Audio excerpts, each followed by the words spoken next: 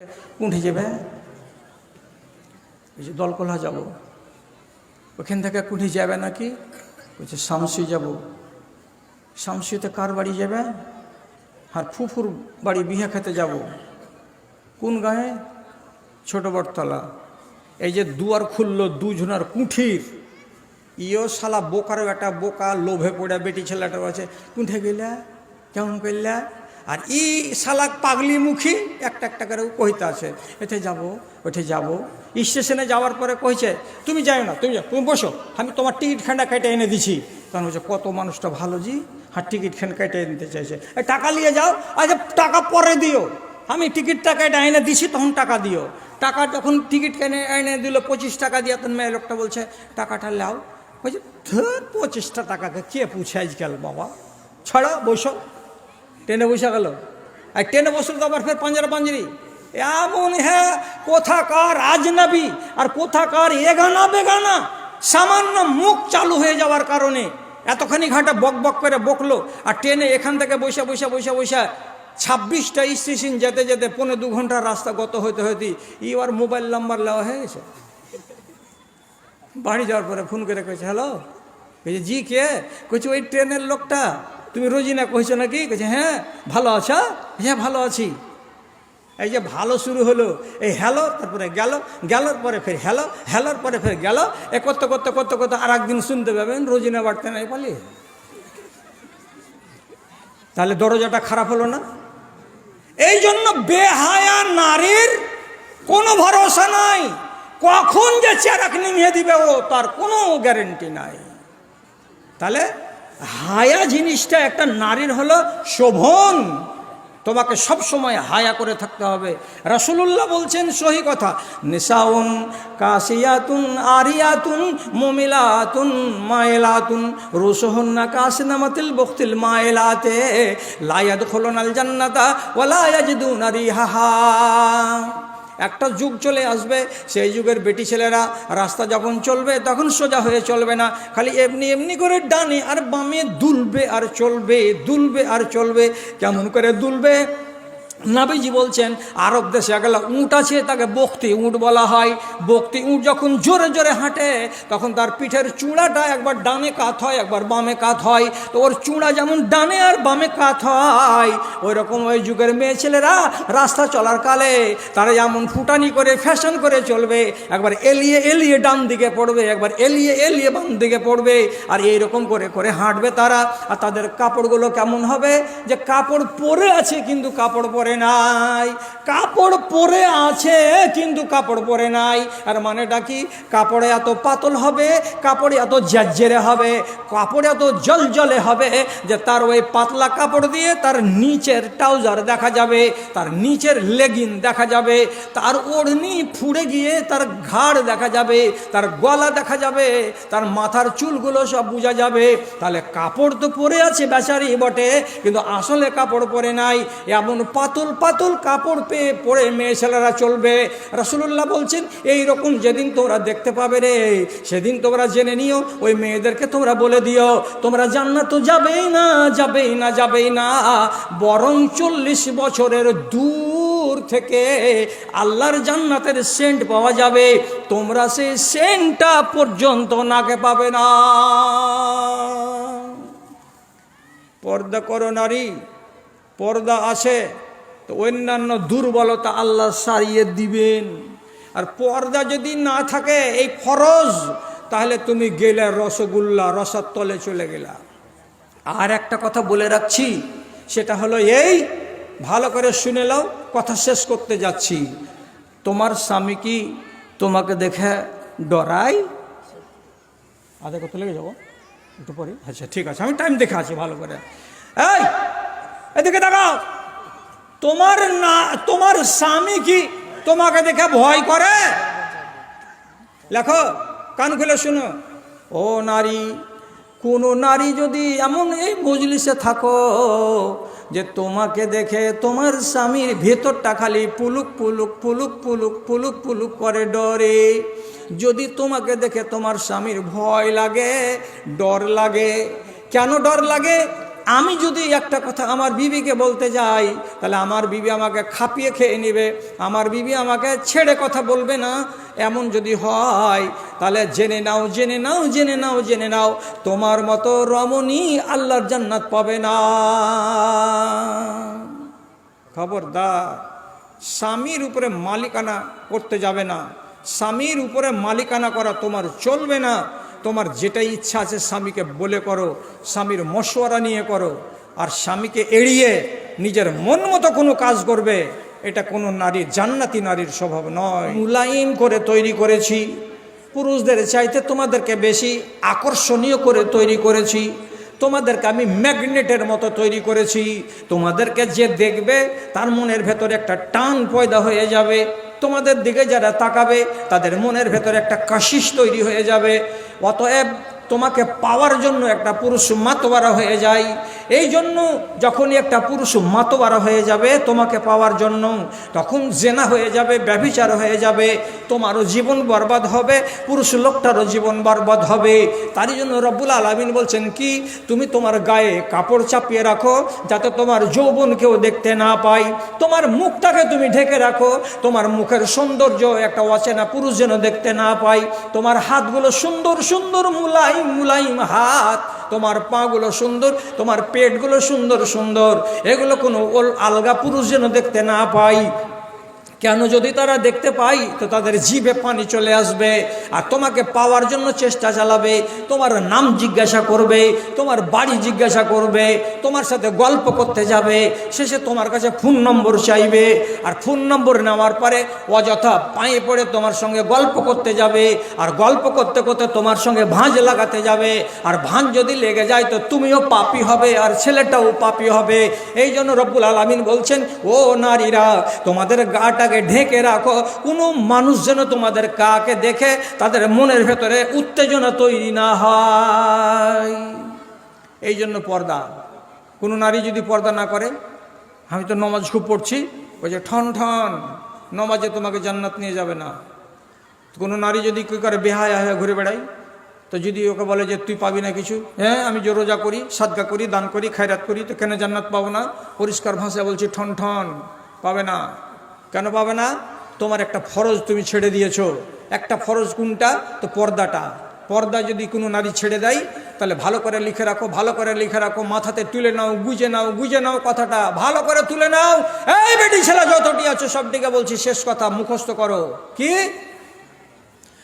Break ছাড়া গাড়ি, আর গঙ্গার কিনারাতে বাড়ি, আর বেহায়া নারী, তিনটা জিনিসের কোনো বিশ্বাস নাই। কি বললাম? নদীর কিনারায় বাড়ি, আর ব্রেক ছাড়া গাড়ি, আর পর্দা ছাড়া নারী, তিনটাই জিনিসের কোনো বিশ্বাস নাই। তার মানেটা কি? তোমার বাড়ি যদি গঙ্গা নদীর কিনারাতে হয় তো কোনো ভরসা নাই। এই বেলা আছে, মগরব হতে হতে কেটে গঙ্গাতে পড়ে যেতে পারে, ওই বাড়িখানার কোনো ভরসা নাই। ঠিক ওই রকমই তোমার একটা 5 লক্ষ, 6 লক্ষ, 10 লক্ষ টাকার একটা গাড়ি আছে, আর গাড়িখানা সবই ঠিক আছে, কিন্তু গাড়িতে ব্রেক নাই। আর বিনা ব্রেকের গাড়ি চালিয়ে যদি তুমি যাও তো দোমাহানা স্ট্যান্ডে যায় একটা টোটোর পাছা দিকে হুঁ করে লাগিয়ে দিয়ে 3টা লোককে মেরে শেষ করে দিবা। এই জন্য ব্রেক ছাড়া গাড়ির কোনো দাম নাই। ঠিক ওই রকমই একটা মেয়ে ছেলে সবই কিছু ঠিকঠাক আছে, কিন্তু বেটি ছেলেটা পর্দা করে না, তাহলে পর্দা না করা বেটি ছেলের কোনো ভরসা নাই। কেন? তোমার চিকন মুখ, চিকন হাত, চিকন গল্প, চিকন কথা দেখে আর একটা লোক পাশে বসে যদি দলকলা বাজার যায় তো পাশাপাশি বসলেই তোমার বেহায়া চেহারা দেখে প্রথমেই তখন জিভাটাকে ঠোঁটে এমনি করে মাইখা মুইলা টুইলা তার প্রধান করছে। 2 নম্বর কথা বলছি। 2 নম্বর কথা কি? আজকে বয়স কত? 40-45। এখন মনে মনে ভয় হয়েছে, জুয়ান্তিকালে কত ভুল করেছি, এই ভুলগুলোর মাপ কেমন করে হবে। তো আমি বলি না, আমার ডানে বামে আলেমে দিন আছেন, কথাটাকে খেয়াল করে শুনো। কি খেয়াল করো? নবীজি বলছেন, সোমবারের দিন এবং বৃহস্পতিবারের দিন আসমানের দরজা খুলে দেওয়া হয়, দুনিয়ার মানুষের ডাক আসমান পর্যন্ত চলে যায়। একটা পুরুষ লোক যদি রাতের বেলায় আল্লাহকে ডাকে, যেটা বলে ডাকবে সেটা আল্লাহর কাছে পৌঁছে যাবে। একটা নারী যদি আল্লাহকে ডাকে সোমবারের দিন এবং বৃহস্পতিবারের দিন রাতে, তাহলে তার মনের কথাটা আল্লাহর কাছে পৌঁছে যাবে, আল্লাহ সেটা কবুল করে নেবেন। কিন্তু নবীজি বলছেন ইল্লা জানিয়াতান তাসআবে ফারজাহা, তবে এমন একজন বেটি ছেলে যার 40 বছর বয়স হয়ে গেছে, অথচ যৌবনকালে ব্যভিচার করেছে তো করেছে, বড় হয়ে যাওয়ার পরে 3 ছেলের মা হয়ে যাওয়ার পরে, 4 ছেলের মা হয়ে যাওয়ার পরে চরিত্রটাকে ভালো করতে পারেনি, স্বামীর আমানতে খেয়ানত করে দেয়। স্বামী চলে গেছে কেরালা কাজ করতে, স্বামী চলে গেছে গুজরাটে কাজ করতে, রুজির সন্ধানে গেছে, আর স্বামীর অবর্তমানে কোনো রমণী যদি পরপুরুষের সাথে শারীরিক সম্পর্ক করে নাই, পরপুরুষের সঙ্গে যদি লুকিয়ে লুকিয়ে ফাঁকে দিয়ে যদি মিলামেশা করে নাই, তাহলে আল্লাহ পাকের নবী বলছেন ওই রমণী যতদিন পর্যন্ত কেঁদে কেঁদে কেঁদে কেঁদে রাতের বেলায় চোখের পানি ঝরিয়ে গুনাহ মাফ না করে নেবে, ততদিন পর্যন্ত তার দোয়া কবুল হবে না। জেনা হয়েছে, সাজা নেওনি, সাজা থেকে গেছে, লোক জানতে পারেনি, তোমার গায়ে দাগ লেগে আছে, কি করে মুছবে তুমি? রাতের বেলায় চোখের পানি ঝরাও, রাতের বেলায় নির্জনে বাড়ির ভেতরে কোনো এক জায়গায় মুসাল্লা পেড়ে দিয়ে 2 রাকাত নামাজ পড়ে আল্লাহ তাআলার কাছে হাত তুলে কাঁদো আর দোয়া করো, কাঁদো আর দোয়া করো। পরওয়ারদিগার, যখন আমি হাই স্কুলে পড়ছিলাম তখন এমন ঘটনা ঘটে গেছে, যখন আমি কলেজে যাচ্ছিলাম তখন আমার দ্বারাই এই ভুল হয়ে গেছে। আয় আল্লাহ, আমি আদমের বেটি, আমরাকে তো তুমি মানুষ করে পয়দা করেছো, আর মানুষের চরিত্র হলো ভুল করা, আমি করেছি ভুল, আল্লাহ তুমি মাপ দাও, তোমার কাছে মাপ চাইছি। যদি চোখের পানি ঝরিয়ে রব্বুল আলামিনের সামনে কাঁদতে পারো, তো তাহলে তোমার ওই গুনাহগুলো মাফ হয়ে যাবে, সব আল্লাহ তাআলা ধুয়ে দেবেন। আর একটা কথা বলে শেষ করি, তা হলো এই, নমাজ তো শুরু করেনি এখনো, শতকরা 90টা বেটি ছেলে যাদের 20 বছর বয়স, এখন নমাজ তো তোমরা শুরু করনি। এই যে 20 বছর নমাজ ছুটে গেল, ছাড়া পড়ে গেল, রমজান আসবে তখন খুব তারাবি পড়বে আর খুব ফরজ নামাজ পড়বে, মসজিদে যাবে, তারাবি পড়তে যাবে, আর বাদবাকি মাসগুলো বসে বসে হুম আদারি রসগোল্লা, নামাজ পড়বে না। তাহলে কথাটা শিখে রাখো, পুরুষ লোক যেমন নামাজ না পড়তে গেলে জান্নাতে যাবে না, তেমনি নারীরাও যদি নামাজ না পড়ে আর অত্যন্ত পর্দানাসীন মহিলা জান্নাত পাবে না। নামাজই নাই তো জান্নাত কিসে? নামাজটাকে ছাড়তে হবে না। এবার তুমি প্রশ্ন করবে যে মৌলী সাহেব, আমি তো এখন 2টা ছেলের মা হয়ে গেছি, আগে নামাজ খুব ছেড়েছি, এখন নামাজ পড়বো মনে করছি, তো আমার যে 20 বছর নামাজ ছাড়া পড়ে গেল, তো এইগুলোর কি হবে? এটা জিজ্ঞাসা আছে কি না যে আমার কি হবে? আমি যে 10 বছর নামাজ পড়িনি, তো আমার কি হবে? তো আমার কথা শুনো, আজ থেকে তুমি নামাজ আরম্ভ করবে, তো ঠিক আছে নামাজ পড়ো, কিন্তু তোমাকে যে 20 বছর নমাজ ছাড়া পড়ে গেছে, ওই ছাড়া পড়ে যাওয়া নমাজের কাজা করা চলবে না, কাজা হবে না। তাহলে কি দিয়ে তুমি হিসাবটা মিটাবে?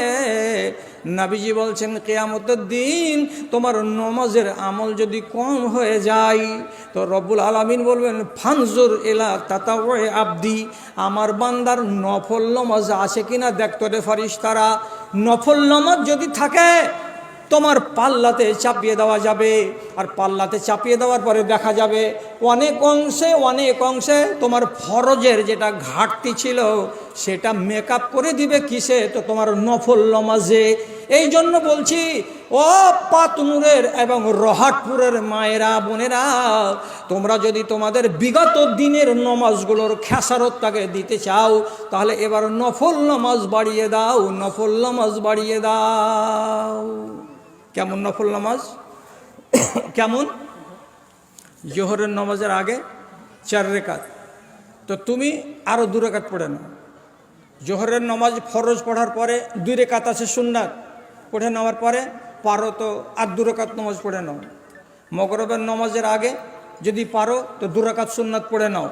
মগরিবের নামাজের ফরজের পরে আছে 2 রাকাত সুন্নাত, যদি পারো আর 2 রাকাত নামাজ সুন্নাত পড়ে নাও। এশা নামাজের পরে যদি পারো তো ফের 2 রাকাত সুন্নাত পড়ে নাও। এইরকম করে করে প্রত্যেক ফরজ নামাজের আগে এবং পরে, তো আসরটাকে শুধু বাদ দিয়ে দেবে, আসরের পরে আর নামাজ হবে না। এর আগে যদি পারো তো নফল নামাজ 2 রাকাত 4 রাকাত 2 রাকাত 4 রাকাত করে বাড়াও। আর কি বাড়াও? যদি 1 মাস বেলা হয়ে যায়, সেই টাইমে 8:30টার সময় কিংবা 9টার সময় কিংবা 10টার সময় ওযু করো, আর করার পরে তোমার ঘরের ভেতরে মুসাল্লা পেড়ে দিয়ে 2 রাকাত করে 4 রাকাত নামাজ আদায় করে দাও। এই নামাজটাকে বলা হয় চাশতের নামাজ। এর বড় ফজিলত আছে রে মা, এর বড় ফজিলত আছে রে মা। এটা যদি তুমি না ছাড়ো আর তোমার ফরজ যদি ছাড়া পড়ে যেয়ে থাকে, তাহলে কিয়ামতের দিন তোমার পাল্লাটাকে এই নামাজে ভারী করে দেবে। আর যদি পারো তাহাজ্জুদের নামাজ ধরো। কেমন তাহাজ্জুদের নামাজ? রাত্রি 12টার পরে, রাত্রি 1টার পরে, রাত্রি 2টার পরে জেগে যাও, ওযু বানাও, স্বামীটা ঘুমিয়ে থাকবে, তুমি জেগে যাবে। জেগে যাওয়ার পরে পিশাব পায়খানা করে ওযুটাকে বানিয়ে 10 বার পড়বে আস্তাগফিরুল্লাহ, 10 বার পড়বে লা ইলাহা ইল্লাল্লাহ, 10 বার পড়বে সুবহানাল্লাহি ওয়া বিহামদিহি সুবহানাল্লাহিল আযীম, 10 বার পড়বে আল্লাহুম্মা ইন্নী আউযু বিকা মিন যিকিদ দুনিয়া ওয়া যিকিল ইয়াউমাল কিয়ামা। 10 বার করে 10 বার করে 10 বার করে পড়ার পরে তুমি এবার নামাজে দাঁড়িয়ে যাবে। নামাজগুলো 2 রাকাত 2 রাকাত 2 রাকাত 2 রাকাত করে 8 রাকাত নামাজ পড়বে। 8 রাকাত নামাজ পড়ার পরে 3 রাকাত ভেতরের নামাজ একসাথে পড়ে নেবে। তোমার টোটাল হয়ে গেল 11 রাকাত। যারা রাতের বেলায় ঘোর অন্ধকারে রাতের নামাজ পড়ে, তাহাজ্জুদের নামাজ পড়ে, আল্লাহ রাব্বুল আলামিন বলছেন তোরা কপালওয়ালি রে, তোরা নসিবওয়ালি রে, তোরা ভাগ্যবতী নারী রে, তোদের কপালে মঙ্গল আছে রে। বাড়াও নফল। আর অনুরোধ করে বলছি, পর্দাকে হেফাজত করো, পর্দাটাকে নষ্ট করে দিও না। বিয়ে বাড়ি যাবে, পর্দার সাথে যাও। বাপের বাড়ি ভাইয়ের বাড়ি যাবে, পর্দার সাথে যাও। আত্মীয়ের বাড়ি বেড়াতে যাবে, পর্দার সাথে যাও। বেপর্দা হয়ে সংসারের কোনো কাজে যেও না। তোমাকে আল্লাহর কসম দিয়ে বলছি, হযরতে আয়েশা তার নিজের ভাতিজি সাফিয়ার ঘাড় থেকে ওড়নিকে ছিঁড়ে নিয়েছিলেন, আর নিয়ে ফেলে দিয়েছিলেন, দিয়ে মোটা ওড়নি চাপিয়ে দিয়ে বলেছিলেন, সাবালিকা বেটি ছেলে কোনোদিন পাতলা ওড়নি গায়ে দিবে, এটা তার উচিত নয়। আজ থেকে এই ওড়নাটা যে আমি দিলাম, এই ওড়না গায়ে দিয়ে বাইরে যাবে, এই ওড়নাতে তোমার গা দেখা যাবে না, তোমার পোশাক দেখা যাবে না। তাহলে কাপড়ের প্রতি লক্ষ্য রাখবে আমার মায়েরা, কাপড়ের প্রতি লক্ষ্য রাখবে আবার খালারা। আপনাদেরকে এতগুলো কথা বললাম, আর শেষের বেলায় বলছি, মাঝে মাঝে একটু করে গরম হয়ে আপনাদেরকে হেতহুত করেছি। আসলে আমার দিলের ভেতরে হেতহুত নেই, এটা ফাঁকিবাজি করে বলেছি যে লাল ওড়নি। কোনটা আছে কে লাল ওড়নি কে চিনে গে? কোনখানে আছে হলুদ ওড়নি? ওর মন যে আমাকে বলছে বলে ডরে বেচারি বসে গেছে লাড়ু সাড়ু হয়ে। আমি কি চিনতে পারছি কাউকে রে? সবটি তোরা বেটির জাত, সবটি তোরা মায়ের জাত। তোদের আমি সম্মান করি, রাসূলুল্লাহ যেমন সম্মান করেছেন। এবং তোমরা ইজ্জতের সঙ্গে জিন্দেগি গত করে ইজ্জতের সঙ্গে আল্লাহর আখেরাতে গিয়ে তোমরা জান্নাত নসিব করতে পারো, এটা তোমাদের জন্য দোয়া রাখি। ঘড়িতে বাজতে যাচ্ছে 11:30। এর মানে হলো কি, আমার 1.5 ঘন্টা বলা কাছিয়ে গেল, 5 মিনিট কম।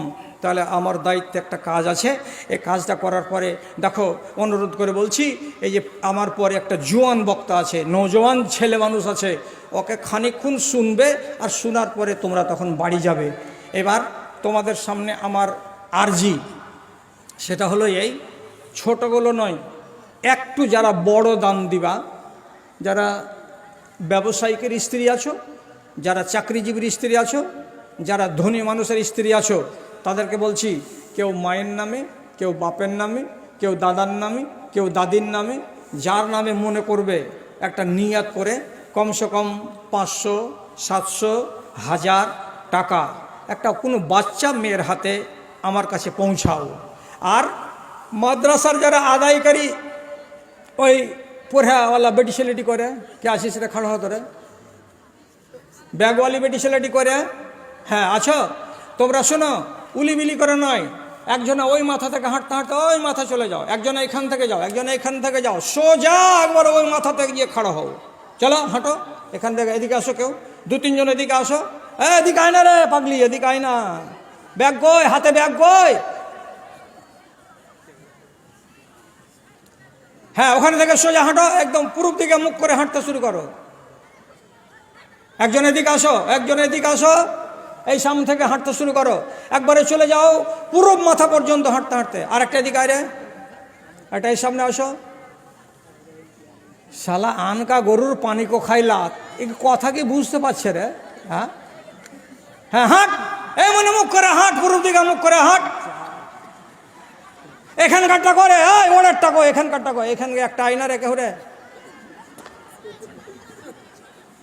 এটা, এই এটা আদায়কারী, এটা আদায়কারী, তুমি আদায়কারী? এটা আদায়কারী নয়, হ্যাঁ এটা আদায়কারী। যাও, আচ্ছা পূর্ব দিকে হাঁটো সোজা করে, তো চলে যাও ওই মাথা পর্যন্ত। দেরি করবে না, চটপট করে। মা খালারা, আপনারা এইবার আমার যারা যারা বয়ান শুনলেন তারাকে বলছি, আমার উপরে যদি বড় ভাই বলে কিংবা ছোটোবেলাকে বলছি দাদা বলে যদি একটুখানি মায়া মহব্বত থাকে, তো আপনাদের সামনে 21টা তালিবিলিম খড়ো করা হলো। কালকে এদের মাথায় পাগড়ি চাপানো হবে। আপনারা দানা খাইয়েছেন, ছেলেগুলো আপনাদের দানা খেয়ে এতখানি লেখাপড়া করে নিল, কত আনন্দের কথা। এদের মুখ থেকে আপনারা দোয়া পাবেন। আর বাকি আগামী বছর আবার একগুলো ছেলে